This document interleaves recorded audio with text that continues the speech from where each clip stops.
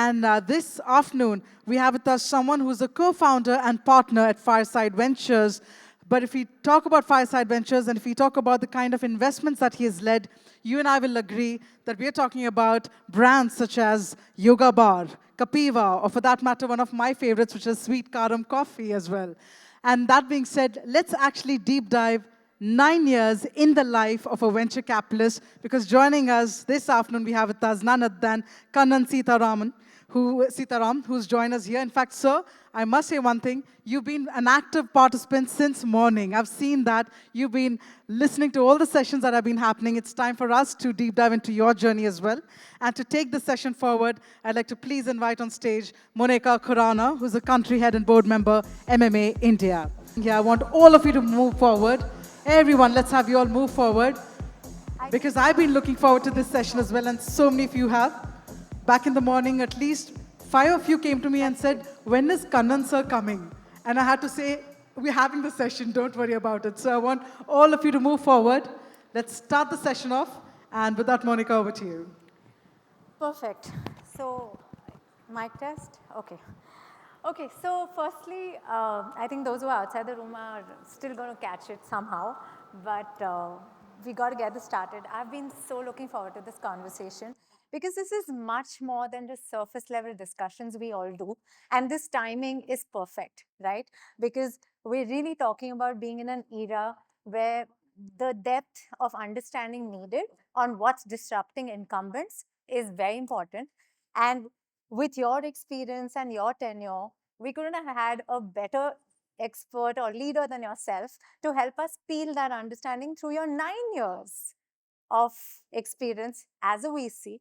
And one cannot miss the fact that before you turned a VC, you've been on the other side. So you totally get both sides. You know, your stint with Dabur, your stint with Levers, and you know all the other experiences you've had. You've seen the brand building journey very closely, and now you're seeing the other side through the D2C journey. So on that note, Kannan, I definitely want to jump straight in. And I must say that, yes, Fireside Ventures has done some fantastic investments, and they're very deeply rooted in consumer insights. And as Kavya was saying, there's some fantastic brands. Like I myself use some of them, be it Moxie, be it Yoga Bar, be it Solved. So it's good stuff that they do. So tell me, if I have to kick this conversation off with you and, like pick your brains on the fact that, 7 to 9 years ago, okay, what was different in a brand building playbook, okay, and what do you think has changed? Like, is it more experimentation? Is it better segmentation? Or is it just the speed to build brand before building distribution? What do you think it is? So let me kind of layer it one after another. I go back to 2016. That's when Geo entered this country and crashed the price of data. And that, along with the advent of very reasonably priced smartphones, these were two seminal connected events, which just started upending consumer marketing as people understood it, as I had understood it for many years. Uh, a lot of assumptions that marketers made completely got changed, and they continue to get changed over time. The first assumption was that when you launch something, you need to be in several 100,000 retail outlets. No longer. You could launch your own website, you could sell on Amazon, you could sell on Flipkart, and suddenly, therefore, access to consumers became so much easier. The second assumption was that if you wanted to be known to consumers, you need to spend 10 crores, 20 crores on television, print, and so on to get your brand story out. No longer. You could get onto Meta and Google with a small sum of money, and you could therefore target your consumer and you could define your consumer much more sharply. And that was again a fundamental shift. Then let me layer on that the fact that India was getting more affluent. You were getting to have people who, while not at the Western standards of affluence, still were very, very more, had more disposable income, more money to spend on discretionary products. And these were also people then who started looking at consumption very differently. They started asking very different questions about what they were consuming, what they were buying, why it was relevant for them. And they found that the big companies, the big brands no longer were answering to their requirements. Sure. And so this combination again created a huge amount of opportunity. Yeah. I mean, go back to 2017, Honasa launched Mama Earth. And Mama Earth asked the question, are the brands that you are putting on your, at that time, babies, uh, are they safe? And a lot of consumers were asking the same question because they were reading about ingredients which were being said to be causing allergies, potentially cancerous, Yes. and entirely legal. So here they came in with a bunch of products which everybody recognized as completely safe to use.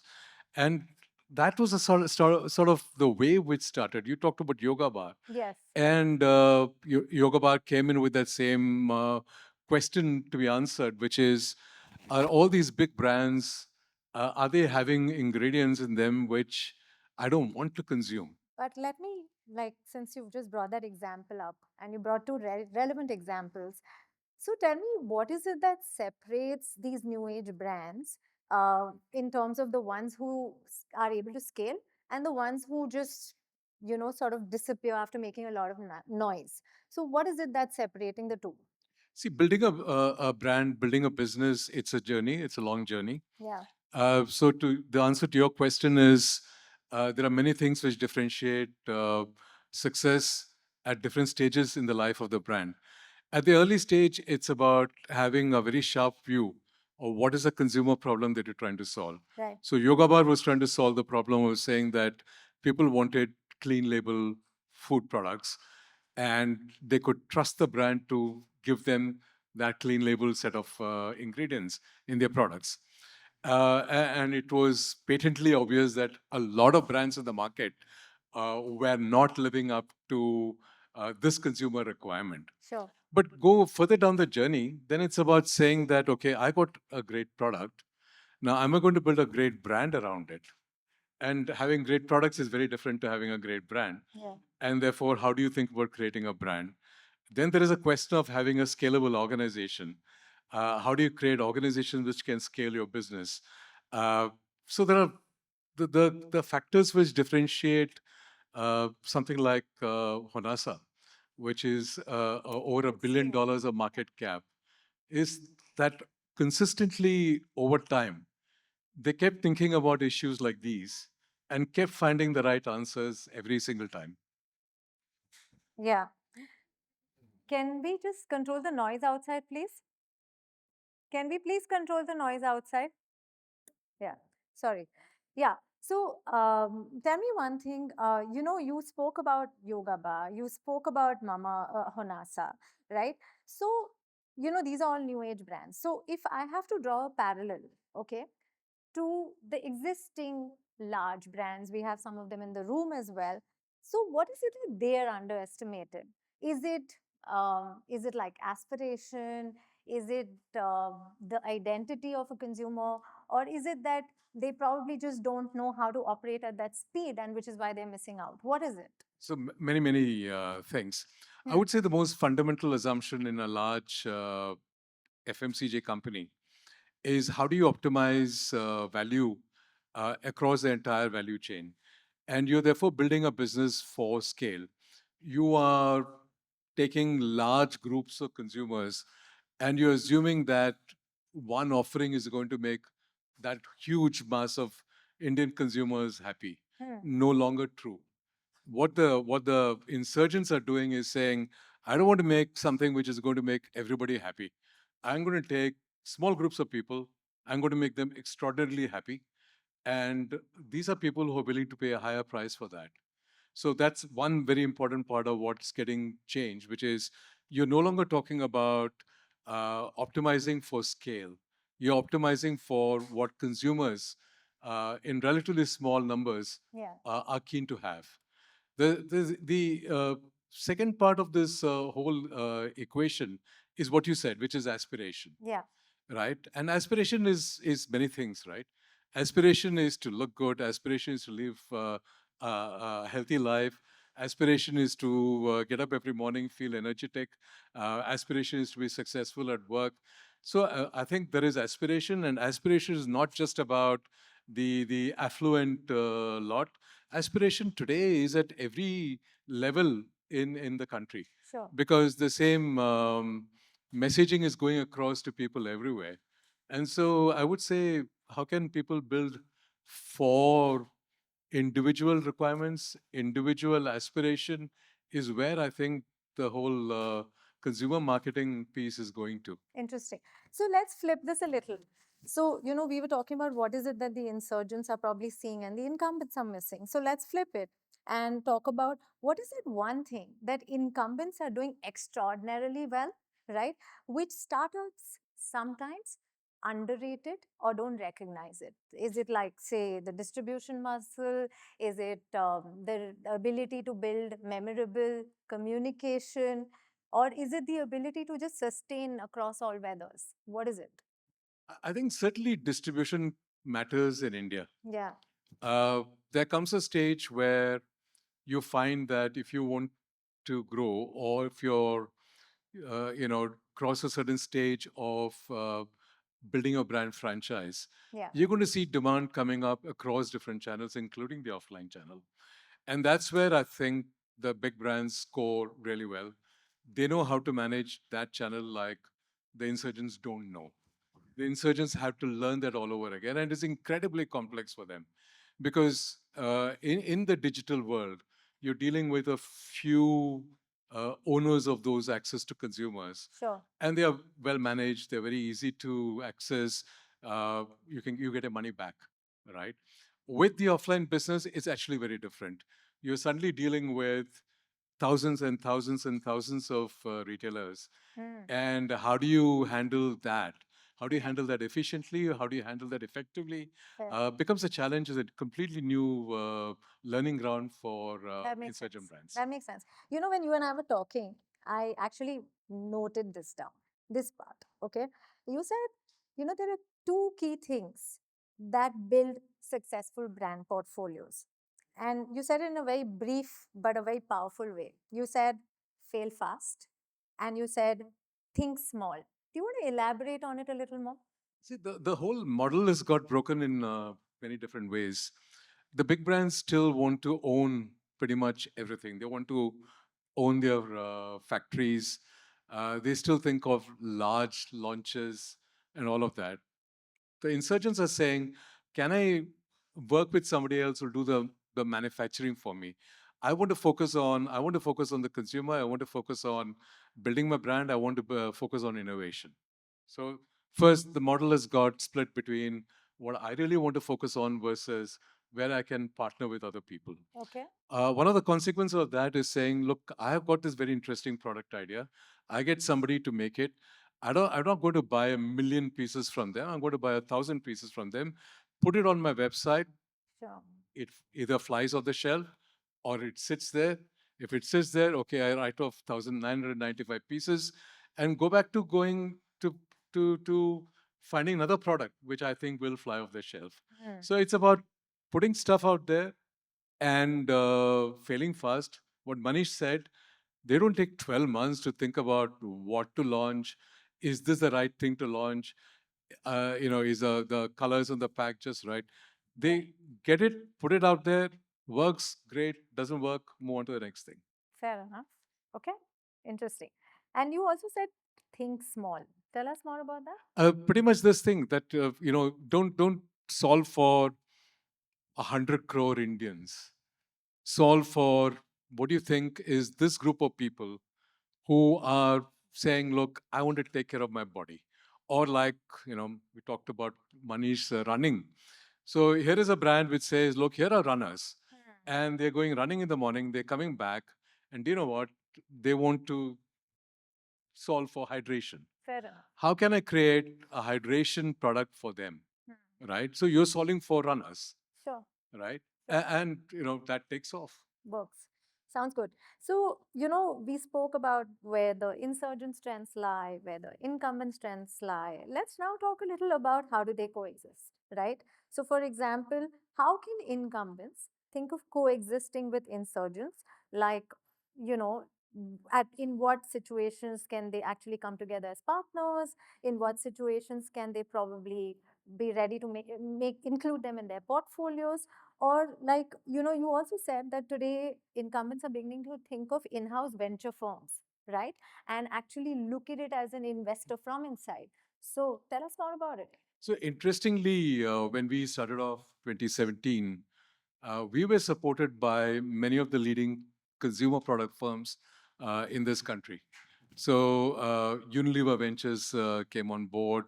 Uh, the Marico family office has been an investor in every one of our funds. In subsequent funds, we have had the L'Oreal Venture Capital Fund investing. The Henkel Venture Capital Fund is invested. So we have had sustained interest from the big consumer firms. We have conversations with all the big consumer firms to exchange notes. Sure. So it's an ongoing conversation. They know what's happening out there. They do what they think is appropriate for them. Yeah. So one is that level of collaboration by, putting money into us and therefore through our eyes seeing what's happening. And they are very, very observant people. But the other part of it is also to think about how when one of our companies or other consumer startups feel the time is appropriate to sell to a strategic, Okay. what's the model for them to acquire a strategic? Okay. And different people have tried different models. Hmm. And like one of the models that I think works really well is the one that Marico has done. Okay. Marico has probably, I forget exact number, maybe 5, 6 acquisitions, Like True Elements? like True Elements, like Beardo, Yeah. like Just Herbs, like Plex, quite a few of them. And what they do is they take a controlling interest in these companies. Uh, they don't get into the management of the company. They keep the promoters of the companies to continue with a buyout formula. So if the business continues to do well, the founders get to make more money. Hmm. And at the end of a defined period of time, on a defined formula, then they buy them out and then integrate that into Marico. Uh, ITC has done the same thing with Yoga Bar. So as of March 31st, a 3-year period ended, Oh, wow. and now they are the owners of Yoga Bar. Nice stuff. So I think this is each one of them is trying to think about how to use their very strong balance Do sheets. you think minimalist acted as an inspiration for a lot of these journeys which are now emerging? Actually, Minimalist has actually been, of course, a great acquisition for Unilever. It's also been a great outcome for the founders Sure. because they made an insane amount of money. And I think when people see that, look, you can make that kind of money, you can be that successful, that attracts a lot more entrepreneurship. Absolutely. And at the same time, for the big consumer companies too, they see this is a great way actually not to incubate startups in their own corporate environment because they don't know how to do that. They can't nurture startups. So they see this as a great way to actually, plug a hole in their brand portfolio. That makes sense. Now, a question which can have many nuances, but let me attempt it. What do you think? New age brands have permanently changed. I go back to many, many years in my journey with Unilever. At that time, Unilever first said that we own 1,600 brands and we can't manage 1,600 brands. We're going to manage a few brands globally. And they said 10 food brands, 10 brands in what is called home and personal care Yeah. is what we're going to manage globally. And then they started folding brands into each other. I also remember meeting a consultant from one of the big consulting firms who said that, look, you know what? All consumer industries are converging to consolidation, and you're going to have a couple of the big global firms owning each category. For me, that has permanently changed. Unilever and every other consumer company is now launching more brands, acquiring more brands. They recognize there is a dehomogenization of the consumer. Yeah. The future is in having more brands and learning how to live with that complexity, not trying to solve for complexity by homogenizing consumers. That makes sense. Yeah. Uh, so, since we're speaking about how new age brands have changed certain things permanently, because of their existence, we're also witnessing a lot of new business models which are emerging. Maybe one or two from your journey of so many years of looking at brands so closely, which you think have really set the tone to some very powerful new business models? Well, let me share two Sure, with you, Monica. sure. One is a brand that I've been very closely associated with. It's a brand called Traya, Traya. It's about saying how can I help people solve the hair loss problem. And they're not the first guys who set out to solve the problem. There are well-known brands which big companies have, which have set out to do that. There is minoxidil, etc. Also, but their point of view was, look, none of this really works because the body is rejecting hair. There is like an autoimmune response coming from the body. Unless you solve for that, you're not going to be able to solve the hair loss issue. So they said, how can I figure out what's causing hair loss from for individual A versus individual B? And then they said, if I can find that out, I will then prescribe a set of supplements plus a solution, a minoxidil solution for consumer A, which is actually different to consumer B, which is actually different to consumer C. Sure. So that's the first part of the model change, focusing on solutioning rather than product sell. The second part of it was saying that, look, if this is going to work, then people had to be using the solution for 4 months, 5 months. It can't be they buy and in 2 weeks life changes. It's not going to happen. Fair. And if we are going to succeed, we have to have not just solutions out there, but effective solutions. So they created a hair coaching model where somebody buys a solution, then a hair coach calls them up, motivates them to continue the journey, Hmm. and they have had incredible success with this model. The second model is actually very different. It's worked well in other parts of the world, also probably one of the pioneers in India. So this is an innerwear, a shapewear business called Underneath. Yeah. So two founders, one of the founders knows the apparel industry extremely well and worked with an influencer, powerful influencer, Kusha Kapila, you know her? Yes, of course. So Kusha is not just an endorser; Yeah. she's very actively involved Yeah. in creating the products which she thinks that Indian women will like for Indian body shapes. And it's been, I mean, in my 9 years, Yeah. I have not seen such a fast takeoff from start to where they are. In less than a year, it's a 150 crore business which has been built. Yeah. And this extraordinary combination of strong insights with somebody who understands what Indian women are looking for, using a handle to get out to Indian women, and somebody who understands the business of creating product extraordinarily well has been, I think, another business model out there. Just to peel that a little bit, so are you saying that that was also an example where an influencer who gets an insight right, like at one point we've seen celebrities do some very successful brand launches. Do you think now that's a shift which is now happening and where influencers can start a similar journey? Absolutely. In fact, Aman Gupta at Boat, Hmm. that's his next journey. Wow. So he's saying that this is a great model. Yeah. How can I do more such businesses? Yeah. And you know, there are a few more. If you would have seen the food farmer, Yeah. Revant Himmat Singh. So he's a guy who has been railing against false messaging from a whole lot of food brands. So he's launched his own brand of protein now, in collaboration with a D2C company. And again, he's having a lot of success because he has made it his mission to unveil false promises from food brands, and he's promising people that my brand of protein is going to deliver what it says on the label. And I think this is something which is going to be very, very powerful as a way of creating brands. Wow, that's super. I think those examples and those models are very interesting to learn about. I'm going to like talk to you a little more about your piece that you've written for us for our annual report, which we're launching tomorrow. And like the theme is incumbent insurgent growth playbook, and rightly so. And all of what you said, makes it even more clearer that we should be talking more about it.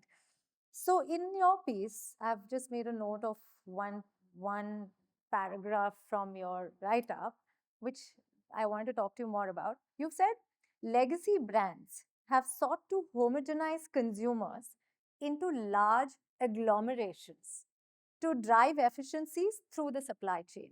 Whilst there are no large scale, slow motion consumer research for the hustly startups, they read signals from multiple sources, right? Now, those 2 points I thought were very powerful. Just the fact that you've spoken about agglomerations, which you should explain a little more about, and the fact that the startups are hustlers and not doing large scale research, but sensing the pulse and moving on.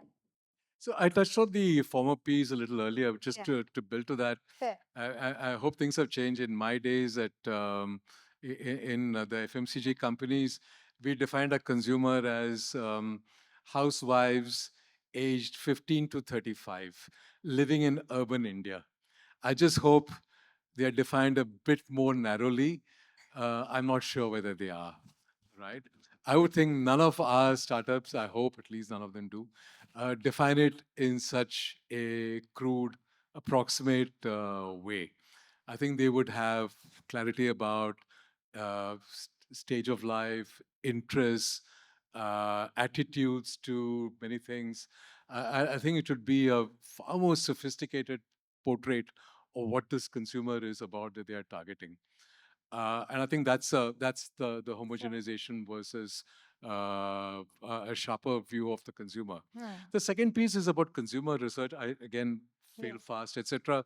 But the other signals, for example, just looking at reviews as a source of inspiration. If somebody is complaining about something, that's a problem to be fixed. Fair. And can I get 100 pieces of something which solves for that? Fair. And put it out there and check out whether that works. We've invested in a company called Smitten, which started off as a sampling platform. And now they launched a very powerful consumer inciting tool called Pulse, Okay. where you can actually launch your own, questionnaire. You can do a concept study, you can do a product test, and you can think of what is your sampling frame. You can think of how many people you want to research. You can think in terms of all of that. Get your responses back in days, not months, right? And that is something that the speed of that is something that is incredible. Interestingly, a lot of the big consumer firms have started adopting that because, again, they're losing patience with traditional forms of consumer research, which can take just so many months. And again, I talking to consumer researchers, they still don't know whether what they're getting is actually what the consumer is saying or what the researcher is filling up. Sure. And here you're assured of the purity of the data. Fair enough. Okay, so one last question from me, and I'll see if anybody at all has a question or two for you.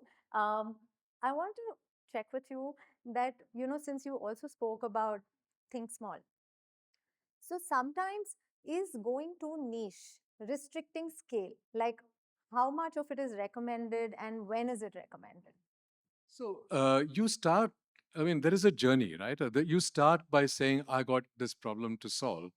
And you solve the problem. So that's a product inside that you're solving for. Sure. And you find that, look, yeah, these products are really, really interesting. I think the question that I put to some of the companies is saying, okay, you got this solution which is working well. Uh, does it reflect a broader search for solutions? So can you move from product to category? Can you move from category to multiple categories? Can you think of these categories as a brand? Fair. Can you think of your capabilities of building as not just a brand, but a house of brands, Okay. right?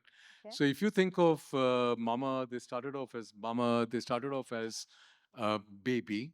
Then they said, look, the same issue is there for adults. How can we solve for adults? And they said, they launched, they didn't go into the big categories straight away. They went into saying, can I do hair mask? Can I do face mask? Then they launched face washes with their own unique insights around uptans and stuff like that Right. as a way to enter the face wash. Completely different, completely Indian, solution to face washing. Fair. Then they went to hair oils, they went into shampoos. So they built scale, Fair. and it's now a 1,000 crore plus brand. Yeah. Then they said, okay, why should we stop with that? We really understand how to, talk to consumers. We understand how to get insights. We understand supply chain. How can we launch other consumer personal beauty and personal care brands? So they launched Aqualogica. They bought a brand called Dr. Sheth, Sure. which was like a sub 10 crore brand when they bought it. Yes. Now it's a 200 crore plus brand. Wow. Then they said this whole thing of Derma Cosmetics is building. They launched Dermaco, which is one of the largest brands in that area. And now they're continuing to do that because they're saying that, look, we have the creative energy Yes. and imagination to unlock many more areas in the BPC area. So they remained in BPC. They're not gone outside BPC, but they have unlocked so many sources of value. Got it. So you're saying they managed to build multiple niches and landed up growing a portfolio within it. Exactly. Yeah, fantastic. I think this is too useful. I'm just quickly wanting to check if anyone is very curious to ask Kanan any question. I know it's time for lunch. I know you guys must be starving, but anybody for any questions, you don't get to meet this man too often, let me tell you. Oh, lots of hands here. Okay. I know you have a flight, but maybe we'll just give them a moment. Thanks for Doing the a startup, you can always meet me. yeah. Thanks for the insightful session, Karan. I just have one question, right? Quick question. Given that you get a lot of pitches for D2C brands, right? And you have already invested a lot into D2C brand because I think Fireside Ventures is a consumer first uh, venture VC firm. So what's the next category or next niche that you're seeing which is upcoming in the market? Given that there's a already influx a lot of D2C brands in India. Uh, you know, I just think there's one huge, big, overarching sort of theme washing over lots of categories. And it's this whole health and wellness piece. And it's just moving into area after area. Talked about clean label beauty personal care brand, talk about clean label food brands. We're talking about lots of supplements. We just exited well-being nutrition, which has built an amazingly powerful set of initiatives in the supplements area. We invested in Earthful, which is solving for supplements for menopausal women. We've invested in Cumin Co, which is making cookware and serveware for It's fabulous. which is safe to use cookware and serveware, right? So this whole area of saying how can I have things which are uh, clean label, healthier, safer, um, better for me, getting me more out of myself, I think is just a huge thing. And interestingly, different entrepreneurs are finding different expressions of this, right? I think we love that area, and it's a huge, big area in my view. I think, Thank you. Siddharth, you had a question? Yeah.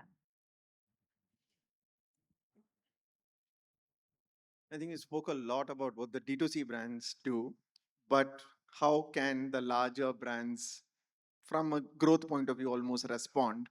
You spoke about one model, which is, the Marico model of just investing in brands and letting them be. My question is, the big FMCG companies work on big brands and that scale kind of working at a P&L. Is there any other model for them to get into newer growth areas, or you think only investing in these is the only format? And what triggered it was just the earlier discussion where Coke launched Diet Coke. I'm sure when they launched Diet Coke, it was very small, didn't exist, very easy for a D2C to come and say a better version of a soda, but they did it. So it just got me thinking, is there another model outside of big companies just investing and grooming smaller ones? See, my learning is in that the big companies are not very good at incubation. Okay, uh, and if you look at how their org models are moved, uh, they're saying we acquire and we acquire and then we have this sales machine which works, let's say, for global companies in 150 countries, right? And then we work with the Amazons of the world, we work with the Blinkits of the world, so we are able to move things into all those channels. And therefore, all these guys acquired supplements businesses in North America, and then launching stuff in India, or buying a platform in India and then using that to launch stuff they bought elsewhere. So it feels like they want to get into attractive spaces. So Unilever divesting their whole foods business and saying, I want to grow, I want to be beauty and well-being business. I wouldn't have thought that at all on the realms of possibility 10 years back. So they are, I think, moving portfolio and acquiring and scaling what they have acquired. If you just track the history of acquisition of all the big guys, at one time they used to acquire large brands. Procter bought Gillette for some $64 billion way back. Now they don't do those big acquisitions, but the big acquisitions are not premised on growth areas. They're premised largely on cost savings, okay, and some growth. But interestingly, now they're buying some brand in Korea and saying, "Can I move the Korean thing across because Korea is trending? Can I move supplements brand like whatever out of North America and bring it into lots of markets in Europe and other places?" So they're doing smaller acquisitions and then moving it across. I dare say they buy minimalist in India and then they take it to 20 other countries. One last question. Yeah, very enthusiastic hand raise. We'll give it to him. That'll be the last one. Last one. Yeah, sorry. This will be our last question for you, I think. My question is very simple. You spoke, actually, your session was quite engaging and we had a lot of insights to learn from. Uh, the question is that do you see brands having longevity? Because what I'm hearing from you and from the previous speakers also that it's all about the moment, whether it's AI or data content, or for you it was smaller now, here now, smaller cohorts. But will this create the Tatas and the Birlas and the Unilevers which were there since ages? So are we looking at a very short term, maybe 10, 15 years kind of a brand, or a longevity brand which is long enough for keeping? Time will tell. Yeah. I don't think anybody has seen this long enough. Yeah. But I would dare say that if you have good consumer insights, it's a starting point. It's Yeah. not a guarantee of longevity. Okay. Okay, but there are many things that you learn from the big companies, which will then build longevity on top of this. Okay. If Honasa is 2,000 crores and is continuing to grow, because they have built a lot of good things around the brands that they are building. So they build organizations, they build governance, they built a whole lot of things which will then help them live for longer. Okay. But just having great insights and being very good at brand building may not be enough. Sure. Okay. Thanks. Excellent. So on that note, if you get to grab him when he's on his way out, give it a shot. But I have to say this is super insightful and I always knew it would be great talking to you. Thank you for being here. You've also, by the way, acted on what you speak. You were a fantastic listener all morning. So you continue to tell us that you've got to keep listening to a consumer as much as you can. And I think it's very important to encourage a lot of reciprocity of learnings, like we say, between incumbents and insurgents to really make business success happen. And on that note, thank you very, very much. It was a pleasure having you. Thank you.